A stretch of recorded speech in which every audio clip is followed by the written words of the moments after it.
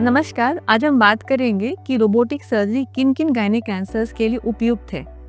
ये बात मुझे इसलिए करना पड़ रहा है क्योंकि पेशेंट सिलेक्शन कि कौन से पेशेंट को हम रोबोटिकली सहजता से कंप्लीट कर पाएंगे और उसमें भी सारे ऑन्कोलॉजिकल सेफ्टी देखते हुए कंप्लीट कर पाएंगे, ये समझना बहुत ज़रूरी है।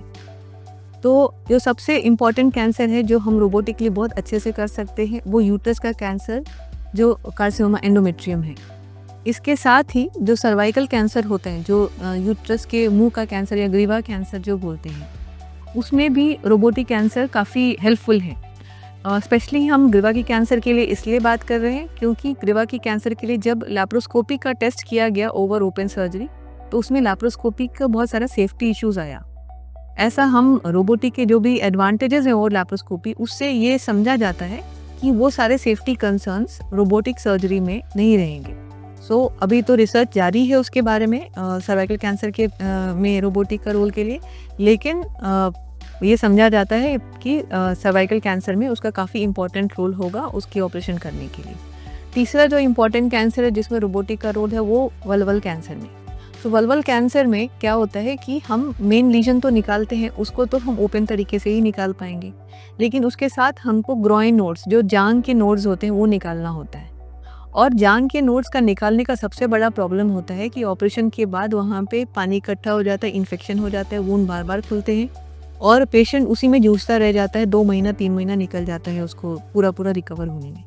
रोबोटिक सर्जरी में ये नोड्स इतनी सहजता से छोटे चीरे के साथ निकाले जा सकते हैं कि उसके बाद फिर रिकवरी बहुत सहज हो जाती है। वूंड इन्फेक्शन नहीं होता है, ओवरऑल पेशेंट को दर्द कम होता है, टाँके नहीं खुलते हैं और पेशेंट अपने बैक टू लाइफ जल्दी रिटर्न हो जाता है। ये 3 तो इम्पॉर्टेंट कैंसर्स है।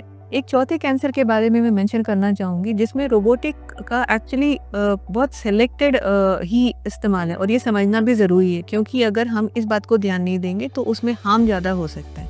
वो कैंसर है ओवेरियन कैंसर। तो ओवेरियन कैंसर में अगर हम समझ रहे हैं कि कोई ओवरी में गांठ है जो कैंसर हो सकता है, उसमें ऐसा मानना है, ऐसा एविडेंस है कि रोबोटिक सर्जरी से नुकसान हो सकता है, उसमें नहीं करना चाहिए। लेकिन कभी कभार होता है कि पेशेंट ने कहीं और ऑपरेशन कराया, गांठ निकलवा करके हमारे पास आ गया बाकी अपना सर्जरी कंप्लीट कराने के लिए। वैसे स्पेशल सिचुएशन में भी रोबोटिक सर्जरी का काफ़ी रोल है।